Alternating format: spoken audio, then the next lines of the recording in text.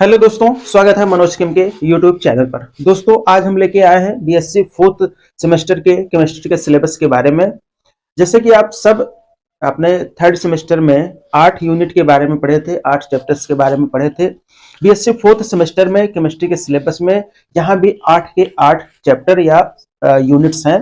तो आइए एक एक करके हम उसके बारे में जानेंगे कि इस चैप्टर के अंतर्गत आपको पढ़ना क्या है। पहले एक बार शॉर्ट में जान लेते हैं 8 चैप्टर के बारे में, फिर डिटेल में करेंगे इस चैप्टर के अंतर्गत टॉपिक क्या है। ठीक है, आइए देखते हैं BSc fourth semester chemistry syllabus. इसके अंतर्गत जो आपका पहला यूनिट या पहला चैप्टर होने वाला है एटॉमिक स्ट्रक्चर। एटॉमिक स्ट्रक्चर जैसे कि आप लोग अपनी छोटी क्लासों से 9, 10, 11, 12 से पढ़ते आ रहे होंगे। एटॉमिक स्ट्रक्चर या परमाणु की संरचना, उसके अंदर जो बेसिक पार्टिकल्स होते हैं या सब एटॉमिक पार्टिकल्स होते हैं, इलेक्ट्रॉन, प्रोटॉन और न्यूट्रॉन। ठीक है, तो उसमें से मेनली हम इलेक्ट्रॉन्स के बारे में जानेंगे, इलेक्ट्रॉन की प्रॉपर्टीज के बारे में जानेंगे। ये एटॉमिक स्ट्रक्चर होता है। ठीक है, इलेक्ट्रॉन के अंदर दो प्रॉपर्टी होती है, एक पार्टिकल नेचर और दूसरा वेव नेचर ऑफ इलेक्ट्रॉन। ठीक है, particle nature of electron and wave nature of electron. इसमें हम लोग डेरिवेशन भी करेंगे प्लैंक्स क्वांटम थ्योरी का। ठीक है, कोई डेरिवेशन भी है इसमें। शेप ऑफ एटॉमिक ऑर्बिटल्स के बारे में हम आपको बताएंगे। श्रोडिंगर वेव इक्वेशन भी इसी में है। ठीक है, हाइजेनबर्ग अनसर्टेनिटी प्रिंसिपल भी इसी में है और क्वांटम नंबर्स भी बेसिक इसी में है। ठीक है ना, आपने अपने फर्स्ट सेमेस्टर में पढ़ा होगा क्वांटम नंबर्स के बारे में। इसमें थोड़ा सा और डिटेल में है क्वांटम नंबर्स। तो ये हम आपको पढ़ाएंगे एटॉमिक स्ट्रक्चर के बारे में। आपका जो सेकंड यूनिट है या सेकंड चैप्टर है elementary quantum mechanics. Elementary quantum mechanics में हम जनरली ये मैथमेटिकल पोर्शन है आपकी केमिस्ट्री का, इसमें मैथमेटिकल पोर्शन ज्यादा है। Schrodinger wave equation, Planck's quantum theory का। ठीक है, और क्वांटम नंबर्स इसमें थोड़ा सा और डिटेल करके है। ठीक है ना, क्वांटम नंबर्स के बारे में जो भी अधूरी जानकारी थी या जो भी जानकारी आपसे छूटी हुई थी वो सब के सब कवर हो गई आपकी एलिमेंट्री क्वांटम मैकेनिक्स चैप्टर के अंतर्गत है। ठीक है, तो ये 2 चैप्टर हो गए, 2 टॉपिक हो गए आपके, 2 यूनिट हो गई। उसके बाद आएगा आपके फोर्थ सेमेस्टर का जो सबसे फोबिया वाला जो चैप्टर्स हैं या यूनिट्स हैं, यानी कि जिससे आपको डर लगता है या बीएससी के बच्चों को जिससे डर लगता है, वो चैप्टर्स हैं स्पेक्ट्रोस्कोपी के। आगे आने वाले जो चैप्टर, एक लास्ट के चैप्टर को छोड़कर बाकी के जो 6 कितने होंगे, 5, 1, 2, 3, 4, 5, ये 5 के 5 चैप्टर्स स्पेक्ट्रोस्कोपी के होते हैं। स्पेक्ट्रोस्कोपी जो कि हम हमारे समय में एमएससी में पढ़ाई जाते थे, वो भी हमारे लिए नई होती थी, थोड़ी कठिन लगती थी। अब उसको उठा के एनईपी के अंतर्गत 2020 में जो सरकार ने एनईपी लागू किया है, उसके अंतर्गत ये चैप्टर्स हमारे बीएससी के सिलेबस में भी ऐड हो गए हैं। स्पेशली बीएससी के सेकंड ईयर के जो फोर्थ सेमेस्टर है आपका, उसमें ऐड किए गए हैं स्पेक्ट्रोस्कोपी। थोड़ा सा नया है आपके लिए, लेकिन बहुत मुश्किल नहीं है, आसान है। चीजों को समझेंगे, अच्छे से पढ़ेंगे तो आ जाएगा, आपके नंबर अच्छे से आ जाएंगे। ठीक है, तो ये जो थर्ड आपका जो चैप्टर होगा molecular spectroscopy. Molecular spectroscopy, spectroscopy क्या है, इसको जब हम स्टार्ट करेंगे, ये जो चैप्टर है आपका मॉलिक्यूलर स्पेक्ट्रोस्कोपी, तब वहां पे हम बताएंगे कि मॉलिक्यूलर स्पेक्ट्रोस्कोपी क्या है। ठीक है, अभी हम शॉर्ट में इतना बता देते हैं कि जैसे कोई नया मॉलिक्यूल या नया कंपाउंड डिस्कवर होता है, अगर उसके बारे में पहले से किसी साइंटिस्ट ने बता रखा है, तब तो हम लोग तुरंत जान जाएंगे कि ये कंपाउंड पहले खोजा गया है, इसकी केमिकल प्रॉपर्टी ऐसे है, इसकी फिजिकल प्रॉपर्टी ऐसे है, और उसके बारे में हमें सारी डिस्क्रिप्शन मिल जाएगी। लेकिन अगर पहले से किसी साइंटिस्ट ने कहीं पर डिस्क्रिप्शन नहीं दिया है, उसके बारे में जानकारी नहीं दी है, तब हमें उस कंपाउंड या एलिमेंट के बारे में जानना पड़ेगा। और वो जानने वाली जो टेक्निक होती है उसी का नाम होता है स्पेक्ट्रोस्कोपी। तो उसके आधार पे यहाँ पे 4 टाइप की स्पेक्ट्रोस्कोपी, 5 है। पहला है मॉलिक्यूलर स्पेक्ट्रोस्कोपी, यानी कि मॉलिक्यूल के बारे में हम जानेंगे, उसके इलेक्ट्रॉनिक ट्रांजिशन। इलेक्ट्रॉनिक ट्रांजिशन का मतलब आप लोग जानते हैं, जब इलेक्ट्रोमैग्नेटिक वेव जो कि एक फोटोन के अंदर होती है, किसी फोटोन को किसी एलिमेंट के ऊपर डाला जाता है या उसकी बीम डाली जाती है, तो उसमें से इलेक्ट्रॉन एक्साइट होते हैं, अपने ग्राउंड लेवल को छोड़ के कहां पे जाते हैं, एक्साइटेशन या हायर एनर्जी लेवल पे जाते हैं। उसके बाद after the removal of electromagnetic wave या फोटोन को जब वहां से हटा लेंगे तो इलेक्ट्रॉन अपने नॉर्मल पोजीशन पे आएंगे, जिसकी वजह से स्पेक्ट्रोमीटर एक यंत्र होता है, एक इलेक्ट्रॉनिक यंत्र होता है जिसकी हेल्प से हम ये सब चीजें कर पाते हैं, उसका नाम होता है स्पेक्ट्रोमीटर या स्पेक्ट्रोफोटोमीटर, ठीक है ना, जिसमें इलेक्ट्रॉन का ट्रांजिशन हमें दिखता है। उसकी मदद से हम किसी मॉलिक्यूल की स्पेक्ट्रोस्कोपी डिटरमाइन करते हैं। इस चैप्टर के अंतर्गत हम मॉलिक्यूलर स्पेक्ट्रोस्कोपी पढ़ेंगे। इसमें सब चैप्टर्स भी हैं, कुछ सब चैप्टर्स भी हैं, ठीक है, जैसे कि Raman spectroscopy, Raman spectroscopy, vibrational spectroscopy, vibrational spectroscopy,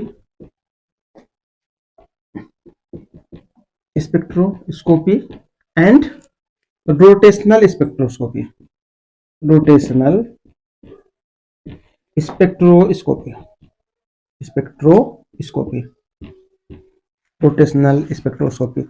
इसी चैप्टर के अंतर्गत यानी कि मॉलिक्यूलर स्पेक्ट्रोस्कोपी के सब जो टॉपिक्स हैं, सब चैप्टर्स हैं, Raman spectroscopy, vibrational spectroscopy and rotational spectroscopy, सबकी सब किसकी प्रॉपर्टी होती है, किसी भी मॉलिक्यूल के अंदर इलेक्ट्रॉन्स की प्रॉपर्टी होती है, उसी से डिसाइड किया जाता है किसी नए मॉलिक्यूल का, किसी नए डिस्कवर मॉलिक्यूल का प्रॉपर्टी, ठीक है। उसके बाद जो नेक्स्ट टॉपिक है आपका यूवी या विजिबल स्पेक्ट्रोस्कोपी।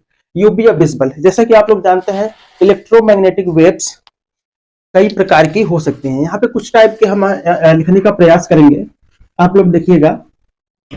इलेक्ट्रोमैग्नेटिक वेव्स जैसे कि होते हैं इलेक्ट्रोमैग्नेटिक वेव्स, यानी कि जिसके अंदर होती है एनर्जी, ठीक है। इलेक्ट्रोमैग्नेटिक वेव्स जैसे हो गया कॉस्मिक रेज,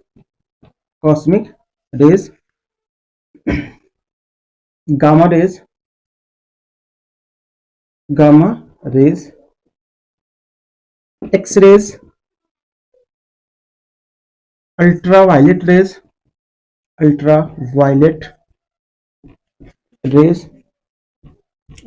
हो गया।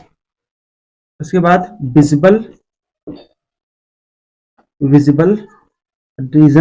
विजिबल रेज या रीजन, ठीक है। IR यानी कि इंफ्रारेड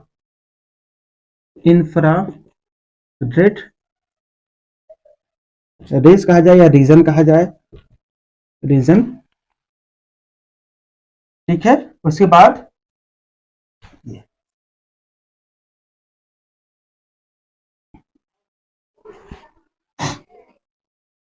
एक और है, ठीक है। ऐसे जो डिफरेंट टाइप की इलेक्ट्रोमैग्नेटिक वेव्स होती हैं, इनके अंदर होती है एनर्जी। ये एनर्जी कोई एलिमेंट का या कंपाउंड का इलेक्ट्रॉन एब्जॉर्ब करता है, जिसकी वजह से वो अपने ग्राउंड एनर्जी लेवल से हायर एनर्जी लेवल या एक्साइटेड लेवल पे जाता है, जिसकी वजह से इलेक्ट्रॉनिक ट्रांजिशन होता है और उसको ऑब्जर्व किया जाता है स्पेक्ट्रोमीटर ऐसा जो यंत्र होता है, ठीक है ना। तो ये यूवी या विजिबल रीजन की जो स्पेक्ट्रोस्कोपी होती है उसको बोला जाता है यूवी या विजिबल स्पेक्ट्रोस्कोपी। अगला जो आपका चैप्टर है IR स्पेक्ट्रोस्कोपी या इंफ्रारेड स्पेक्ट्रोस्कोपी। जो IR रीजन होता है उसकी वेवलेंथ या फ्रीक्वेंसी डिफरेंट होती है और उसी के आधार पर डिफाइन होता है उस जो आपका IR स्पेक्ट्रोस्कोपी होती है उसका वेवलेंथ या फ्रीक्वेंसी डिफर होती है और वेवलेंथ और फ्रीक्वेंसी के आधार पर ही किसी इलेक्ट्रोमैग्नेटिक वेव का डिसाइड किया जाता है कि उसकी एनर्जी कितनी कम है या ज्यादा है। जिस इलेक्ट्रोमैग्नेटिक वेव की वेवलेंथ कम होती है और फ्रीक्वेंसी ज्यादा होती है, ऐसा माना जाता है या देखा जाता है कि उसकी एनर्जी भी ज्यादा होती है। और जिस इलेक्ट्रोमैग्नेटिक वेव की वेवलेंथ ज्यादा होती है, फ्रीक्वेंसी कम होती है, उसकी एनर्जी भी क्या होती है, कम होती है, ठीक है। तो IR रीजन में जो स्पेक्ट्रोस्कोपी देखी जाएगी उसका नाम होता है IR स्पेक्ट्रोस्कोपी। इस चैप्टर के अंतर्गत जब आपको पढ़ाएंगे तो डिटेल में बताएंगे, ठीक है। अगला आपका चैप्टर है HNMR spectroscopy, nuclear magnetic resonance spectroscopy. इसमें भी सब टॉपिक्स हैं जिसको हम पढ़ाते समय डिस्कस करेंगे। नाम होता है HNMR, nuclear magnetic resonance spectroscopy, ठीक है। अगला जो आपका चैप्टर है मास स्पेक्ट्रोस्कोपी। कोई एलिमेंट होगा, कंपाउंड होगा, उसका कुछ मॉलिक्यूलर वेट होगा जिसकी वजह से इलेक्ट्रॉन का ट्रांजिशन वेरी करेगा ठीक है। ऐसे चैप्टर के अंतर्गत हम जिस स्पेक्ट्रोस्कोपी का अध्ययन करेंगे उसका नाम होगा मास स्पेक्ट्रोस्कोपी, मास स्पेक्ट्रोस्कोपी। अगला जो चैप्टर है आपका सेपरेशन टेक्निक्स। सेपरेशन टेक्निक्स क्या होती है? जैसे कोई एलिमेंट या कंपाउंड कहीं से एक्सट्रैक्ट किया जाता है, कहीं से मान लीजिए वो कहीं से मिला हमें, तो उसके अंदर होती हैं अशुद्धियां। अशुद्धियों का मतलब उसमें इंप्योरिटीज होती हैं, उन सब को एलिमिनेट करने के लिए या दूर करने के लिए हमें सेपरेशन करना पड़ता है या प्यूरिफिकेशन करना पड़ता है। तो उस प्यूरिफिकेशन या सेपरेशन करने के लिए या किसी भी कंपाउंड को इंप्योरिटी से प्योर बनाने के लिए जो टेक्निक यूज की जाती है उसका नाम होता है सेपरेशन टेक्निक्स। ऐसी बहुत सी टेक्निक्स के बारे में आप लोगों ने पढ़ा होगा, डिस्टिलेशन, सेपरेशन, है ना। ऐसी बहुत सी चीजों, क्रोमेटोग्राफी, पेपर क्रोमेटोग्राफी, है ना। ऐसी बहुत सी टेक्निक्स के बारे में यहाँ पे इस चैप्टर के अंतर्गत हम जानेंगे, जिसका नाम है सेपरेशन टेक्निक्स। ठीक है। सबसे ज्यादा इंपॉर्टेंट चैप्टर आपके दोनों हैं, दोनों एक दूसरे से लिंक्ड हैं। एटॉमिक स्ट्रक्चर और एलिमेंट्री क्वांटम मैकेनिक्स दोनों एक दूसरे से लिंक हैं। ये बेस बनाते हैं कि हम स्पेक्ट्रोस्कोपी का बेस जान सकें और उसके बाद ही स्पेक्ट्रोस्कोपी शुरू होती है। और एक चीज आपको ये भी बता देते हैं कि आपके बीएससी के 3 साल के 6 सेमेस्टर्स का जो सबसे टफ जो आपका चैप्टर है या सबसे टफ जो सिलेबस है वो आपका 4th सेमेस्टर का सिलेबस होता है, क्योंकि इसके जो 5 चैप्टर्स हैं, ये 5 या 6 कह लीजिए, यहाँ तो इसके बारे में तो आप लोग कुछ जानते होंगे सेपरेशन टेक्निक्स के बारे में। बाकी के जो 5 चैप्टर्स हैं इसके बारे में आप अनभिज्ञ होते हैं या नहीं जानते होते हैं कि स्पेक्ट्रोस्कोपी क्या होती है। तो इसकी वजह से बच्चे यहाँ पे मार खा जाते हैं, लेकिन ऐसा कुछ नहीं होगा। जब हम पढ़ाना स्टार्ट करेंगे तो कोशिश करेंगे कि आपकी समझ में आए। जो भी मुझे पता है, जो भी जानकारी मैंने इकट्ठी की है, सब आपको बताने का प्रयास करेंगे। मॉलिक्यूलर स्पेक्ट्रोस्कोपी से लेकर मास स्पेक्ट्रोस्कोपी तक हम आपको बताने की कोशिश करेंगे, ठीक है ना, आसान बनाने की कोशिश करेंगे। तो मिलके हम और आप इसको आसान बनाने का प्रयास करते हैं। ज्यादातर बच्चे यहीं पे कंफ्यूज होते हैं कि स्पेक्ट्रोस्कोपी क्या होती है। प्रयास करेंगे कि हम आपको अच्छे से समझा पाए।